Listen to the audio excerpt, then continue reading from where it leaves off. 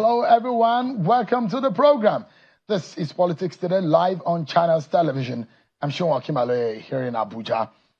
Tomorrow, President Bola Tinubu will be addressing a joint session of the National Assembly, perhaps the very first time that we will be seeing the President of Nigeria in the Fourth Republic addressing the National Assembly on the state of the nation. We've seen President address the National Assembly on budget issue, but this time around, it will be addressing the nation on the state of the nation, and it will also be commissioning the new complex of the National Assembly. This seems to be a departure from what we are seeing in marking the first year of President Bola Tinubu since assumption into office as Nigeria's elected president in the Fourth Republic. Tonight, we'll be hearing from Labour. They've yet again rejected the federal government's offer for in the negotiation in the minimum wage. What are the reasons for Labour's rejection? This is the third time that they've reached a stalemate in these negotiations. We'll be finding out one of the leaders of Labour tonight. But yeah, we'll be also analyzing what has become a major issue. Now, you heard the Labour Party lawmakers are saying that they rate this government low in performance in the last 1 year. Atiku Abubakar, the former vice president and the PDP presidential candidate in the 2023 election, had come out to say, look, in terms of the economy, this government is a wasted, they've wasted resources, and they've done what he called a trial-error economics, and he's giving 6 advice on the way forward. We'll be listening to all of those tonight. And of course, I'll get one of the former governor, a leader in the APC, to tell us he's of the opinion that this government has done very well and it should be given time. And you cannot even blame this government for some of the challenges. We'll be hearing his reasons for that. For everyone, stand by. These conversations are going to be very interesting tonight. But let's serve you with some of your political roundup stories.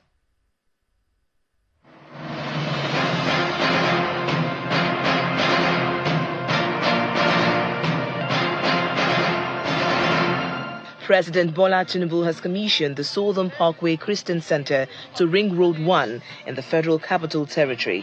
Commissioning the road, formerly known as Southern Parkway, President Tinubu says the completion of the road underscores his administration's commitment to inclusive and sustainable development.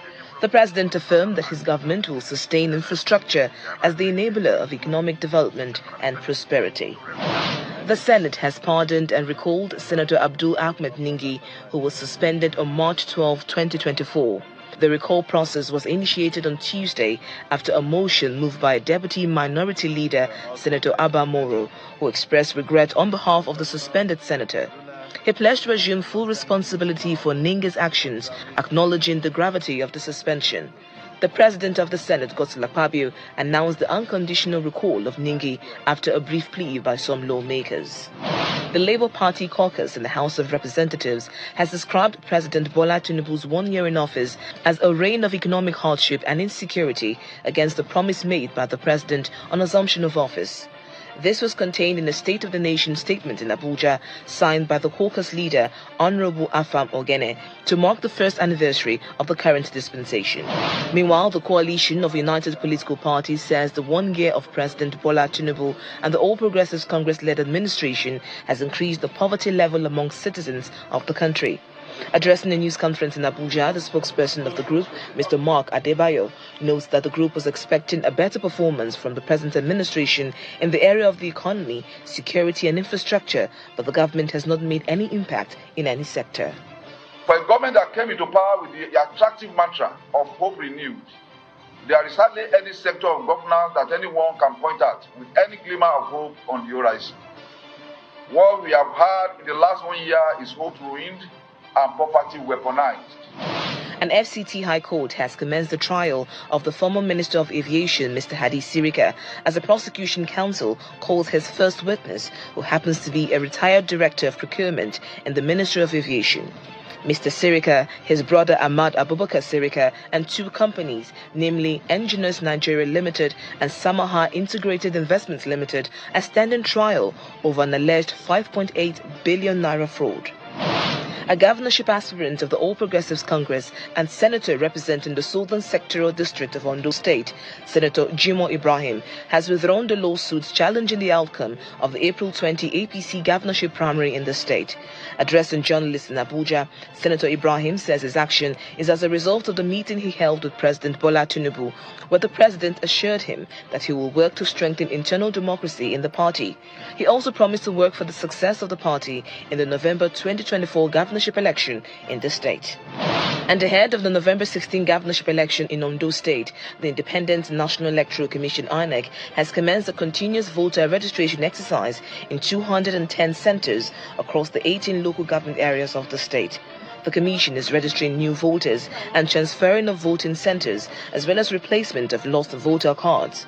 However, the registrants are complaining about the slow process of the exercise in some parts of the registration centers.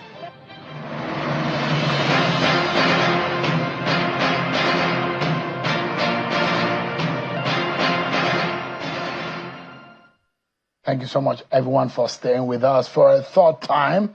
The Nigerian Labour Congress, the organized labor, which comprise of the Nigerian Labour Congress and the Trade Union Congress, have rejected federal government's offer in the negotiation over minimum wage. Today, they've again rejected a fresh minimum wage proposal by the federal government. Don't forget that the last time, the Labour said that they are not satisfied with what the federal government is brought to the table. The organized labor have rejected the offer of 60,000 naira as new minimum wage for workers. The organized labor says that they've shifted ground from its 497,000 naira stand last week to 494,000. Don't forget that Labour initially proposed 615,000 naira in the initial stage, in which they said that is Labour stand, but that has been reduced for the third time, second time that is. Labour has shifted grounds from 494,000 to 497,000, a difference of 3,000 naira.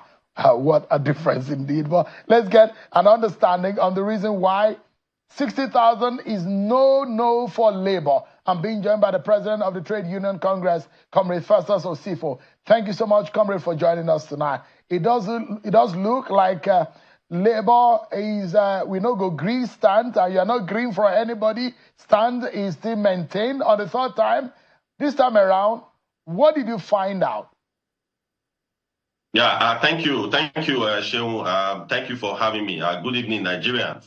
Sheung, the position of Labour has been very, very clear. Today, the government came to the negotiation table. If you remember the last time, it was 57,000 naira. So they moved, just as you have articulated, they moved to 60,000 naira. So when they moved to 60,000 naira, the first thing that we asked them is that, please, can you kindly tell us, break this 60,000 naira down. How do you want a Nigerian to survive on this today?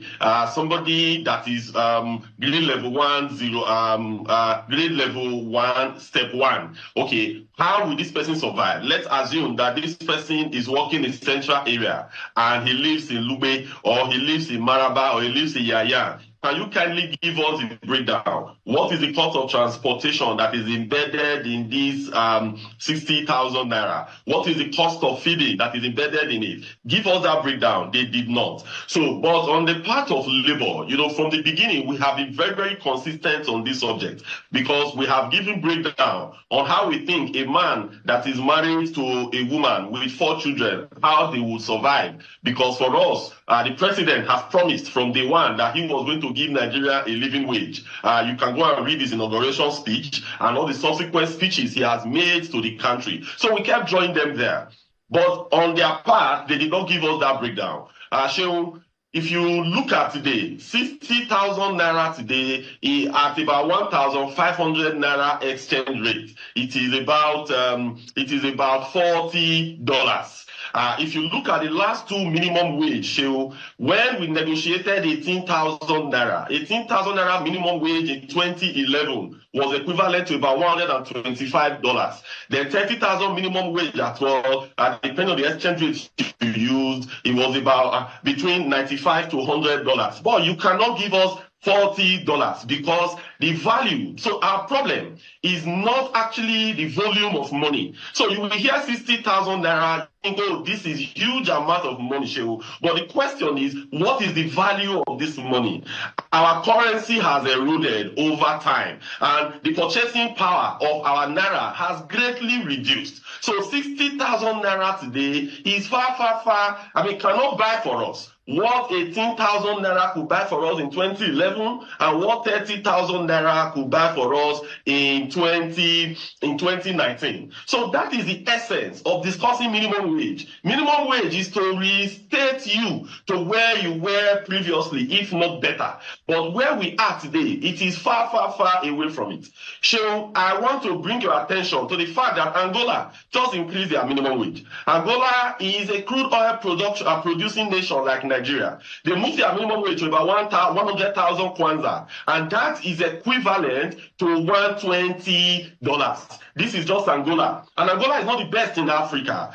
You look at Libya, you could look at Morocco, you could look at Seychelles, you could look at Mauritius. So what we have told government is that for Nigeria, with all the challenges that we are having today, a $40 cannot take anybody home as it stands today. And that is why, on the part of Labour, we rejected it. Because, again, Sheung, in accounting, in financial economics, there is what they call net present value. You could do the net present value, 18,000 naira in 2011, or your 30,000 naira, and just have an idea of where we are today. So we rejected it staunchly. We strongly believe that government, if they sit up, if they tighten all the loose ends, if they do what other governments in different parts of the world are doing, we believe that they can offer Nigerians a minimum wage, just as being demonstrated today in Angola and demonstrated in several countries in Africa. So for us, we are rejecting it. We are not there yet.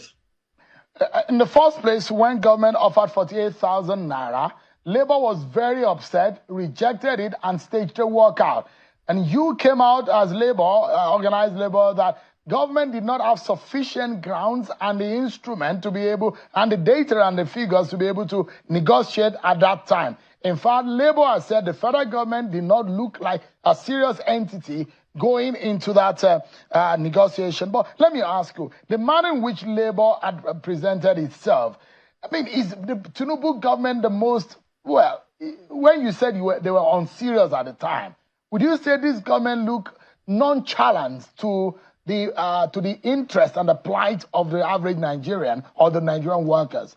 The manner in which they've comported themselves and they are even closing down because they have goods, their goods are stored in the warehouse, and people don't have money to buy, apart from the few money bags. So it is a real challenge. So government must be very serious in challenge. So government must be very serious and desirous in bringing about a new minimum wage that could address the plight of Nigerians today. If we were discussing this minimum wage in an era where fuel subsidy was still there, in an era where you still have the electricity subsidy as it was fully, we were discussing it in an era where USD was $1 to 450 naira. So 60,000 is something that we could have looked at to say, okay, in a bit, is a bit reasonable. But today, Shehu, where we are with inflation over 34%, with that general headline inflation, with food inflation over 40%, Shehu, with 500. Today, the economy is in tatters and in shambles. Today, cost of transportation has skyrocketed. You can go on and on and on. So offering 60,000 naira will not even carry someone from Yaya, from Lugbe to Central area. I'll transport somebody from Ikorodu that is working in VI in Lagos. This cannot work. So for us, we completely reject it. We want government to be serious. Let them come and give us the breakdown of how somebody or a family is going to live with a minimum wage of 60,000 naira. And remember, our ultimatum still subsists that we have issued on May 1. And today is 28th day of May. So what that clearly means is that we still have about 3 days to resolve this subject, because as Labour, we are desirous to ensure that the plight of our members, the plight of Nigerian workers, both in public and private sector, is totally protected. And we are prepared to ensure that government actually do what is right, because it is the function of government to turn human resources, material resources, and mineral resources into prosperity for its citizens. And we are not seeing this government, both at the state and local and federal level. We have not seen them doing this. And it's our responsibility to hold them to account, to ensure economies, the microeconomies, how will it affect the pocket of individuals. These simulations are always done. But we have seen that this is lacking in this government, because we've seen a lot of knee-jerk reactions, and that is why you've had a lot of policy somersault. And for a government that is just 1 year old, yes, it's good. They always listen to Nigerians and revert back. But what is actually best is that before you bring about those policies, before you bring, in the formulation phase, and if you are conceiving it, you must have deep thinking. You must have carried out a lot of modeling, a lot of simulation, a lot of analysis to ensure that at the end of the day, that your policies are not impoverishing the masses. So for us, we will rate them 2.5 out of 10, which is a 25%. Thank you so much indeed, comrade. We'll be following up on these. And we at Channels Television, we're keeping this plight of the Nigerian workers in the front burner. We'll not allow you to die, because this is in the interest of the Nigerian people. And do let us know as that conversation continues and your negotiation continues. I wish you and the very lovely Nigerian workers the very best in all of this. Thank you so much indeed, Comrade Festus Osifo. Thank you so much. We appreciate it. Thank you. Thank you so much indeed. Let's turn our attention to the first year of President Bola Tinubu and what exactly is going on. Today, the former Vice President Atiku Abubakar says that President Bola Tinubu's economic policies have created a hostile environment for businesses, both big and small, to thrive.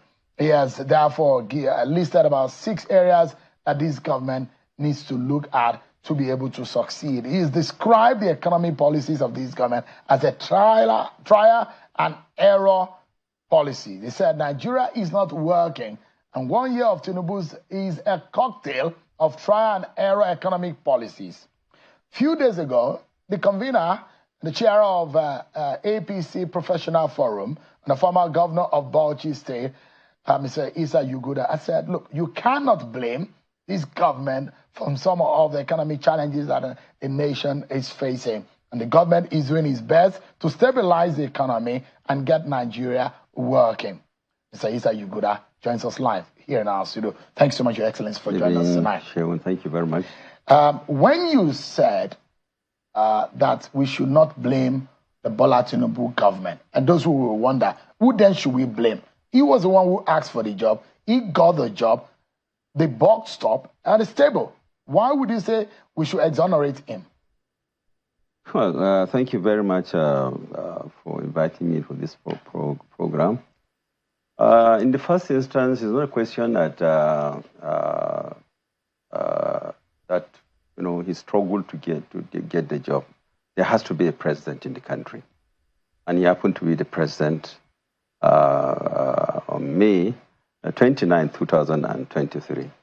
And of course, like he did say when he inherited in his speech, he inherited both the assets and the liabilities of the country. So, called for a sober reflection and sitting down to define the way forward. It is you like meeting a collapsed building country. So already President Tinubu inherited a country that is debt-trapped. Yeah, I mean, I like you to, just for a moment, I imagine that your car that you drive, you will not give it to a mechanic that you know will mess it up. You will not give it to a mechanic that will do trial and error. If you're going to seek the attention of a medical doctor, Would you go to a medical doctor that will do a trial and error? Certainly not. There are those who say that this president was sure that he's an expert to fixing Nigeria. He asked for the job. And there are those who will disagree with you tonight that if he says that he can get it done, after 1 year, what kind of excuses would they be able to bring now to say they're not getting it done? Well, I'm afraid, Shewon, he couldn't have said he would do it in 1 year, because the level of damage to the system was next to impossible for any human being in Nigeria to emerge as president and say he will solve that problem that in 1 day or 2 days. Or you say, I have a cocktail of programs before me that I need to pursue with vigor, getting the best brains that can push for these programs, and I will get there, at least by the first quarter. This is where I will be. Second quarter, this is where I will be. And so far, I would want to strongly believe that the first 1 year, at least going by the scale of what he found on the ground, he has done extremely well. I don't know if there's any other person. What do you define well? What do you define as well? Well, you have a background in banking. When I say well, he has done well given what he inherited. Now, if, for instance, he never had a single kobo in the treasury to open LCs for the country, to bring in goods into the country, what else do you do you say if it happens that he found his way of doing it? Your Excellency, so do you think that the nation is at a precipice? Do you think that the president and this government had plunged this country further into the deep?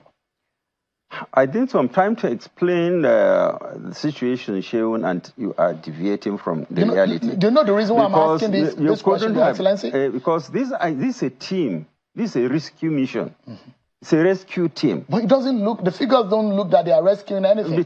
Should I put the figures to you, sir? Let me give you the figures of what they met on the ground. When this government got into power, the food inflation was 24.82%. Food inflation today is 40.54%. Inflation rate then was 22.41%. Now it's 33.69%.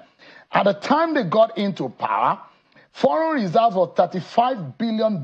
Now it is $32 billion. Exchange rate then was $1 to 461 naira. Now exchange rate is in the region of $1 to 1,500 naira. Interest rate when they got into office was 18%. Now it's 26.25%. And I can go on and on. Yes. All of these indices are in the negative, and this is just 1 year. Right. If these indices are like this and all in the negative, in double figures, what are we going to see in the next 2-3 years? Like I said, Sheun, these are problems that were inherited. He inherited an economy where over 33 trillion naira was printed. 33 trillion naira printing, and it's offloaded into the economy. And this money is not productive money. It's hot money circulating to pursue the dollar in the market.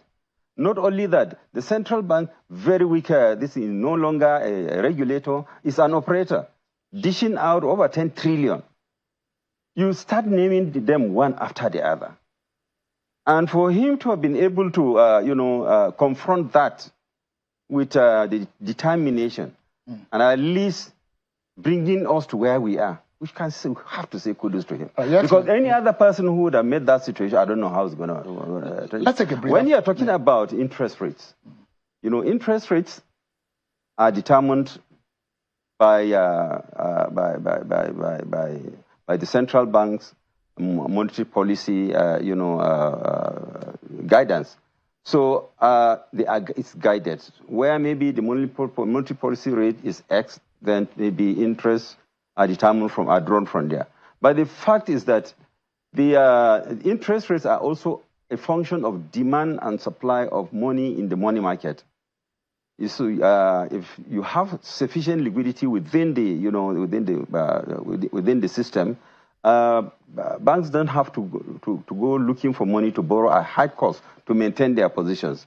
And this is a situation where you have the bulk of the monies that are in circulations are trapped in the banks. So the monetary policy is to the effect that they needed to mop up a lot of liquidity from the system, and therefore banks have little money in their savings. Let me pause you for a moment, Your Excellency. Yeah. Let's go for a short break. And when we come back, there are a few things that perhaps maybe Nigerians are not aware of that this government is doing. You are an insider. You may give us the reason why Nigerians should further trust this government in the renewed hope agenda. It's still 3 years to go, the first year down, and perhaps where will the hope come from? That's going to be a big question. Plus, His Excellency will be giving us insight into what Atiku Abubakar has said. He's giving 6 advice to the government and whether or not those advices are tenable. We'll find out after this break, everyone. Thank you so much, everyone, for staying with us. Former Bauchi State Governor and former Minister of Aviation, Issa Yuguda, has been speaking with us right here in our studio. Thank you so much, Your Excellency, for your time tonight. Thank you very much. And I showed you, I was reading out some of these statistics and some of these indices that show that this government perhaps may have performed abysmally, economic-wise. Perhaps, let's look at what Atiku Abubakar is saying.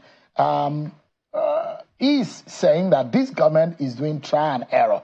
And I'm not sure that is a good appellation for someone who thinks that he has the capacity to fix Nigeria.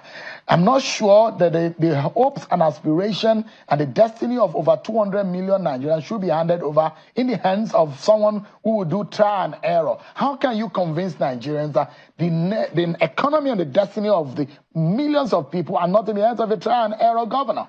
Well, I'm afraid, Sheun, these are political statements that can be given different interpretations.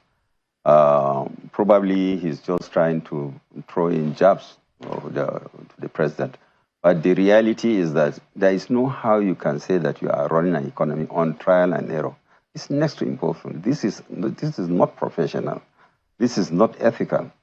And of course, what the president found on the ground is what he's trying to, it's not a question. He cannot approach it by trial and error. There are standard ways of approaching all the problems that he has confronted.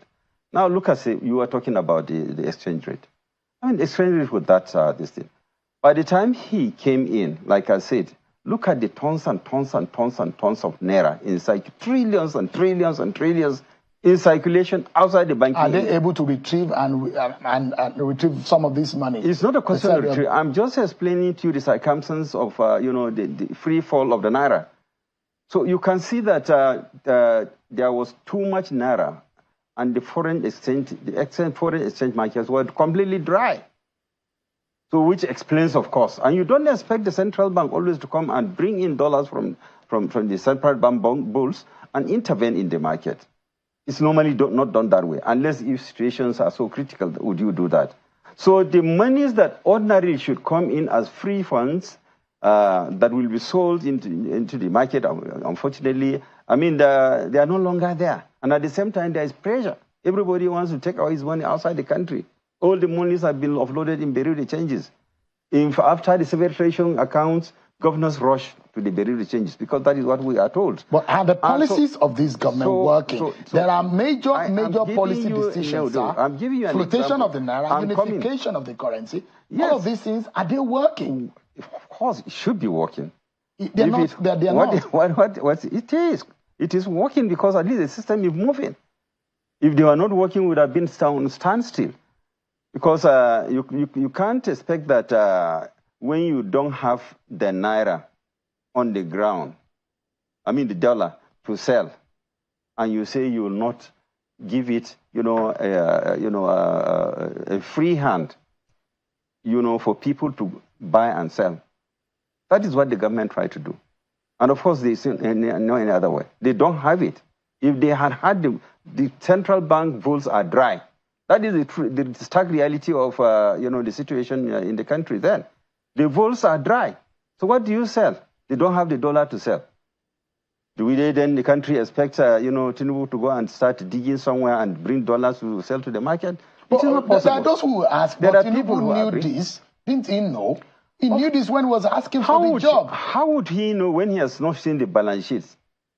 He said he has received the assets and the liabilities. And by the time it was before him, I mean, sadly, he wouldn't have expected that kind of thing on the ground. Can Nigerians trust that the renewed hope agenda that has been promised it's not a can question. be attained? Of course, why not?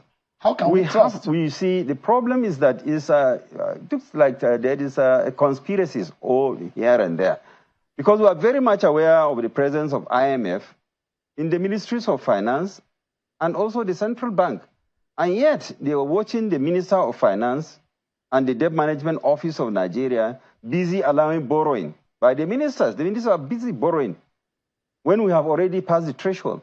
What was the Minister of Finance doing there? So all these problems put together, Nigerians were seeing them, and nobody within the Nigerian system came out and said, hey, Minister, what you are doing, I think you are misleading the president.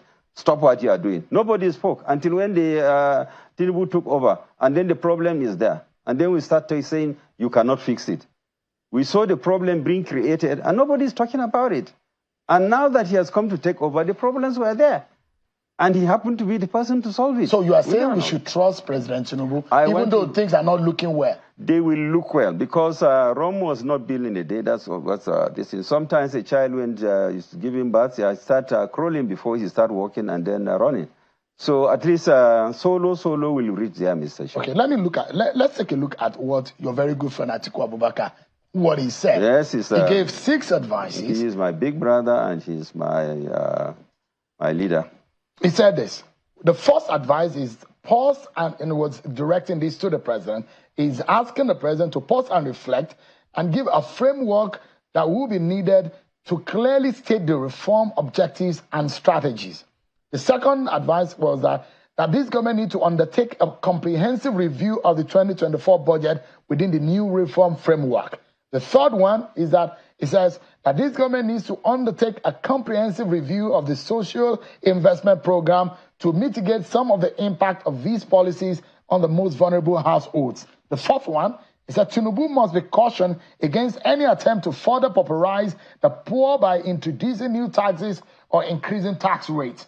5, provide clarity on the fuel subsidy regime, including the fiscal commitments and benefit from the fuel subsidy reform and the impact of these on the federation account. And the last one, he said, tackle security headlong. Would you disagree with any of this advice that he's given? I am not disagreeing, but he's been part of the problem. You mean Atiku Abubakar? Of course, yes. All these problems were there when they were in office. And of course, what did they do? That's over 20 years ago. Take, for instance, power, Shewon. I'm very much aware. Year in, year out, year, minister after minister. All the problems keep lingering. If they had the political will to solve the problem, couldn't they have solved it? What's the big deal about power? If they had invested $200 million in each of the states, at least they would generate 100 megawatts each in each of the states. If in 2 years they can do that, another 2 years they can do that, they will have fixed the problem. So it's not a question of, all these things are not rocket science. But that's indictment that you're giving to the past government. You have been in past government too. Yes, I was. That those who say, when you headed aviation, what did you solve the problem of aviation? Absolutely, I did a lot. In fact, I did a lot. I met, an aviation industry whose laws were last, drafted in 1964. What gave back to an independent NCAA is the review of the laws that I did when I was in aviation. And we got category 1 status. That was an achievement for my own administration. In fact, all the airports that were not, functioning, we returned them to normalcy. In fact, it would take so long for us to continue enumerating my intervention. I even floated a flag carrier for Nigeria. But it failed. And the system failed it. They went to Ikeja to start bringing down his offices with digger and shovel. So if you know the details, you will weep for Nigeria. But why did we go to that route of floating another national carrier, which the city minister said that effort was a fraud? Well, like I said, I've told all ministers that came after me that they should not waste their time on floating, a national carrier for the country, because aviation is so sophisticated to the extent that it is not easy for you to break the cartel. You have Star Alliance, you have, One World, you have a lot of, alliances worldwide. And it's an industry that is highly competitive, and the margins are very small. You have Ethiopian Airline, Kenya Airline, Canadian Airline. There are countries that have national carriers. Why can't Nigeria have Ethiopia Airlines started way back in 1947. We can start in one day, can't we? You start in one day, but you have to get it right. We started in 1974, Nigerian Airways, along with Saudi Arabia. Saudi has 800 aircraft flying today. Nigerian Airways is moribund. Why is it difficult for us to sustain because this kind of mismanagement. We are not ready to manage. We are not ready to be honest. We are only ready to be corrupt and take Nigeria's money outside and live in Nigeria, outside Nigeria, and come and work, continue working in Nigeria. This is the situation with Nigerians. These are the stark realities. If people who want to swallow the bitter pill and listen to what some of us are saying, because at least we have some experience in government, the earlier, the better. But as long as we continue this way, you give somebody an assignment as a CEO, and he goes there and collapses that this thing, and say there is fraud here, there is fraud here, nothing happens to him. So this is a warning to sitting Minister Kayamo that we should not dare to They should not waste their time on national carrier. Because for you to take taxpayers' money, Virgin Nigeria was floated without one single kobo of government money. Richard Branson, the co-investor, brought in 51%. The remaining balance was sourced from the through private placement, Nigerian capital market. And the offer was oversubscribed with over 7 billion naira there. The airline went on. Nigeria didn't spend a kobo in setting up that airline. People are just... So you can see that when he came and he started, in fact, in 7 years, he gave, it was an agreement in 7 years, he will put 80 aircraft flying in Nigeria.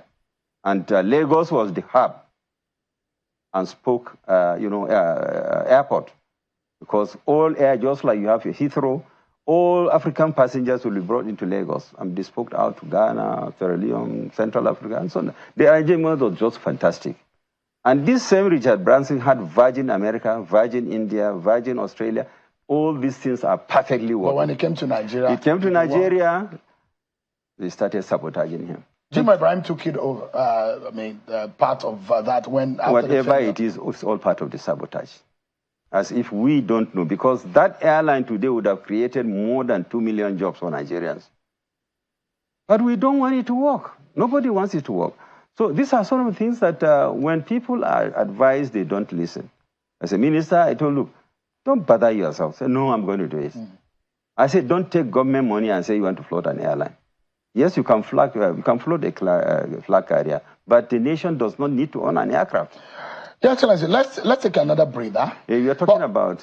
Yeah, well, I'm going to come back there, and that's going to be in our closing moment when you will let Nigerians know why they should still hang on to the Bola Tinubu's renewed hope agenda, vis-a-vis what Atiku Abubakar said and his advices. We'll take another break, everyone. We'll be right back. Our closing moment, everyone, now with Mr. Yuguda, former Bauchi governor and former aviation minister. Thank you so much. You wanted to react to some of what Mr. Atiku is advising President Bola Tinubu and some of those that I'm showing our viewers. It says, pause and reflect. A framework is needed with clearly stated reform objectives and strategies. Undertake a comprehensive review of the 2024 budget within the new reform framework. He also said, undertake a comprehensive review of the social investment program. He said, Tinubu must be cautioned against any attempt to further pauperize the poor by introducing new taxes or increasing tax rates. He also added, provide clarity on the fuel subsidy regime. And on the sixth one, tackle security headlong. Yes. Do you agree with him on all of this advice? Well, I think it's not a question of agreeing. I would want to strongly believe that these are some of the things that the president, Mr. President, that is President Tinubu, is working on. And I would not want to believe that the Tinubu that we know will not monitor and evaluate assignments he gives to people. And sadly, I believe the budget is an instrument that I believe should be a matter of concern. And all other things being mentioned there, I think they are all issues in government. And there is no reason why he should not be monitoring and evaluating it at appropriate time and then making sure that things are going right. So it's not a new thing that our former vice president has said. It's something that is normal in government. You are always reviewing and evaluating and looking at your performance. And of course, if you have a budget that you don't seem to, be comfortable with, at least the budget office, under normal circumstances, you have to ask them to review and make sure that they monitor and evaluate the performance of the budget. And the president presently has so many, structures in government that are responsible for those activities. So all this advice our former president gave the president, they are just normal things. They are things that the president is already doing. And it's part of it. For him to be successful, he has to be doing these things. Like the social investment program. It's a program that is already on, and it was inherited. And it is expected that at least he will also monitor and evaluate the performance, whether it is effective or not, whether it's really touching the lives of the poor, and so on and so forth. In the same manner, the budget, like say, for instance, there are areas where maybe the National Assembly are tinkering with the budget. And probably that is where Mr. President can come in and see how he can redress those interventions which ordinarily would distort the system. So these advices are very good advices, but like I'm saying, he has already advised himself on these advices.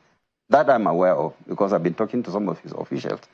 So it's not something new. But does he have the right persons to get the job done? That's another thing. Because he cannot do the job alone. We have always known Tinubu, when as governor of Lagos, having the capacity to put square pegs in square holes. And he is good in head hunting when it comes to, personnel recruitment or manpower resource recruitment. I cannot see him getting it wrong, because there are so many intelligent, well-experienced Nigerians. But do you think that this cabinet is the best that Nigeria could afford? Well, you cannot have it 100% sure, because even as a governor, when I was a governor, I had commissioners. And of course, it depends on, sometimes political exigencies makes you accommodate some... against the interests of the nation. When you start as ministers, at least the quality of persons that start with you in cabinet. There are people that have accredited Obasanjo. There are times credited Yaradua, accredited Jonathan for the caliber and the quality of persons they had in their cabinet. I agree with you, but like I said, sometimes mistakes are made, because some of the ministers certainly are a mistake. Somehow, political exigencies overrode, the real objectives of recruiting the right person. So, and I believe we are just starting.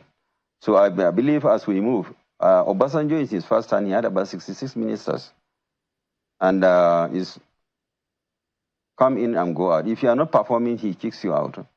66 ministers. And by the time we were to return, only 4 of us made the second term. I was one of them. So you can see that Obasanjo has a wonderful way of, evaluating and monitoring his own, because he will give you objectives. But let me tell you one thing about this issue of all this noise people are making about Mr. President not getting focused. I give you an example of my experience in aviation. There was a time when, is it Bellevue Airlines or, I think it was Bellevue Airlines. It took off from Abuja to Lagos, and full capacity. And you'll expect that the aircraft is perfect, but sadly the aircraft was not perfect. I always remember the name of the captain. Was it Oyodele or somebody? We are due to go. So that it is important for people to know. He was the captain. The president is the captain. And by the time he went to Lagos, the nose gear could not come out, so he couldn't land the aircraft. And what did he do? He had to use his senses. It's a problem he inherited. But he has to save these people. So he had to pilot the aircraft around the Atlantic, shed all the fuel, then gave a distress call to the airport, for the airport authorities, and they planned for his crash landing. Right. And he did landed that aircraft with nobody scratching. So we hope that President Tinubu will land these aircraft called Nigeria safely and well. Thank you so much, Mr. Issa Yuguda. Thank you very much, Sharon. Thank you very much for inviting me. But that's our show for tonight, everyone. It's May 29 tomorrow, and Channel Television is covering a wide range of activity for you from across the state, and of course, what the president will be saying tomorrow in the State of the Nation address and the joint session of the National Assembly. That's our show tonight, everyone. Many thanks for watching. I'm sure Kimale. God bless Nigeria.